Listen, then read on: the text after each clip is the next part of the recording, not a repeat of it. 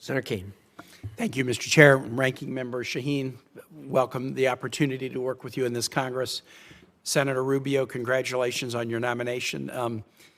If you're watching the hearing, you probably notice senators coming in and out, and most people understand why that is, but for those who don't, we have a lot of other hearings, a lot of other responsibilities. We get in a queue and kind of know when our questioning time is coming up.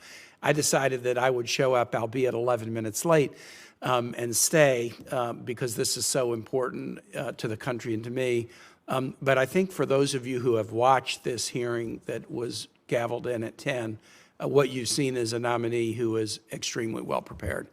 We're used to seeing nominees who know a lot about a couple of things, and sometimes who know very little about virtually everything. But I think you've seen a hearing with a nominee who agree or disagree with the points he's made.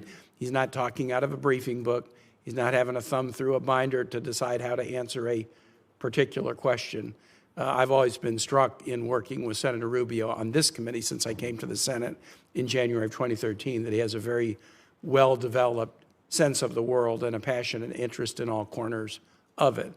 I was particularly happy that he was nominated for two reasons. One, we have worked together significantly on legislation touching many different areas over the years, and one was referred to by Senator Shaheen, legislation to send a clear message that NATO and the U.S. participation in NATO is not just simply an executive priority that could come and go depending upon the Article 2 Commander-in-Chief, but it was also something so important that Congress would say that the membership of the United States in NATO is something that Congress would want to weigh in on should there ever be a decision by an executive that we should back out of NATO. And I think sending that message from Congress has been a very important thing that has led to a NATO that is expanding.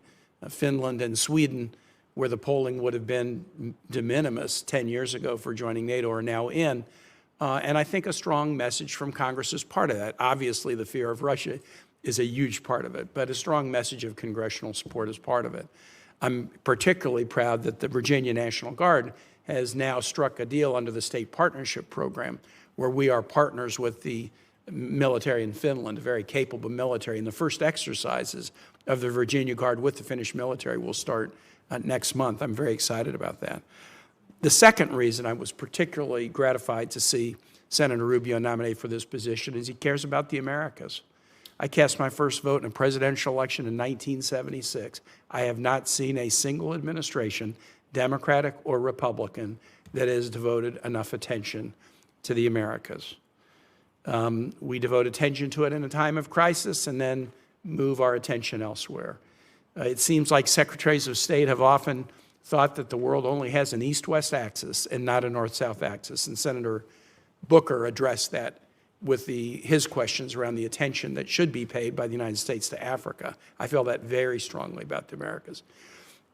I don't have to ask Senator Rubio questions to gauge his interest and attention level. Everyone who comes before the committee tells us they're really interested in the Americas, only to find that they end up spending all their time somewhere else. I don't have to ask that question of this nominee to know that he has a passion about the nations that are our nearest neighbors, a passion about the nations who are so connected to us in our cultural roots and in our family ties. And it is so important, not just because China and other nations are now getting into the area. I don't want to have a new Monroe doctrine that we only care about it to keep Europe out of it. We only care about it to keep China out of it. We ought to be paying attention because we're connected to these nations, and things will go better for us if things go better for them. So to you, Senator Rubio, I'm very, very happy that you're nominated for this position. Two comments, then one particular question. One, the status of career ambassadors. I think it is a norm for every administration to ask ambassadors to tender their resignations, and it is certainly the norm for the political ambassadors to be politely let go the day that the new administration comes into place. And I think that's an expectation that everybody has. We get that. For the career ambassadors that are in place, they have been asked to tender their resignations to the incoming administration, and that's normal. But I would hope that the administration would consider, if their career, keeping them in place until their successors are ready. because to swap out a career ambassador for a career chargé does not advance our ability in any way to operate in nations. There is a cachet that comes with being a confirmed ambassador that really helps you with continuity and diplomacy in these nations. So I know that that's a decision that the president makes, but I hope as you have a conversation with the national security and diplomacy team, you might encourage the administration, yes, you're going to replace the politicals with career chargés, but don't replace the career ambassadors unless or until you're ready to put somebody in place, which we know can often take quite a while for the administration to even forward nominees, much less the time to get through the committee process. That would be a comment. And then second is more for colleagues, really, rather than for Senator Rubio.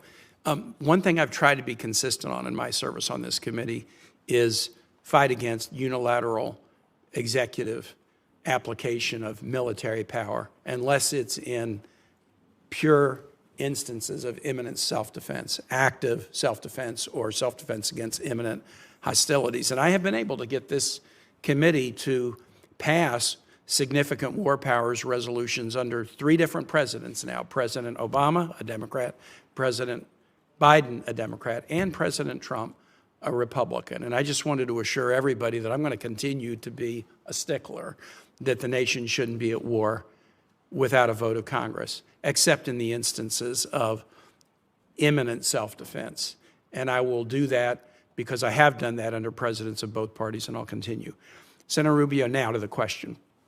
And you alluded to this very briefly in one of the comments that you made about the nation of Paraguay. Not only do we not devote enough attention to the Americas, but when we do, we devote attention to the headaches.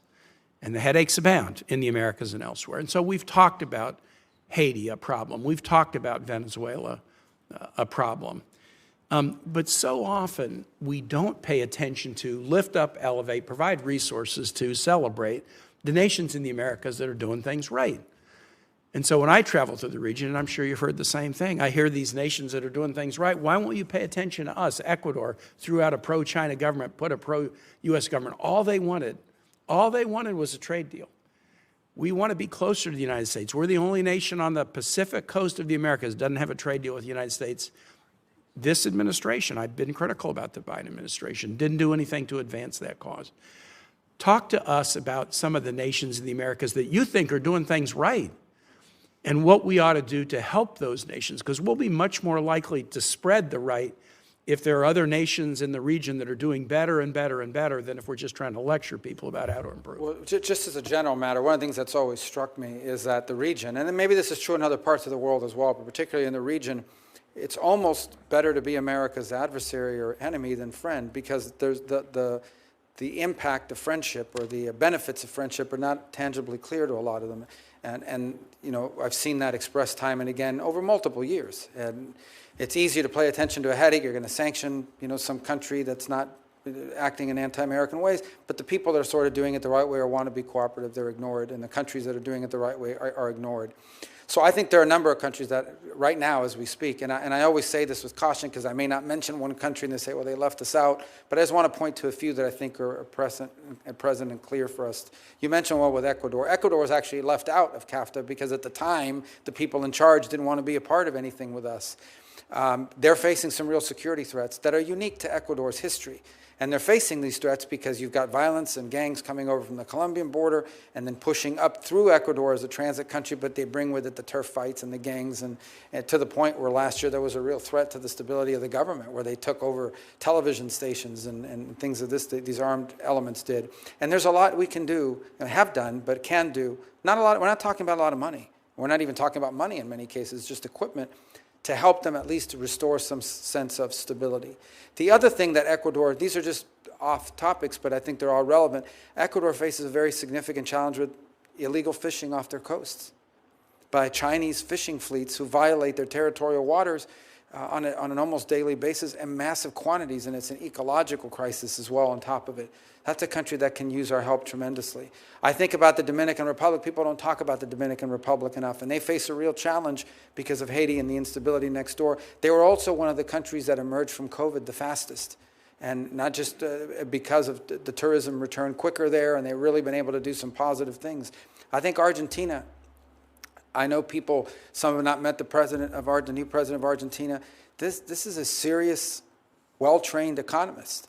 I would not, if you sit down and talk to him for a few minutes, he has real clear ideas about economic development and is doing some really necessary things in terms of restructuring the direction of Argentine economics in a way that I think is very positive. Can I just say to every other nation out there that thinks you're a good guy, he was about to mention you, but my time has expired.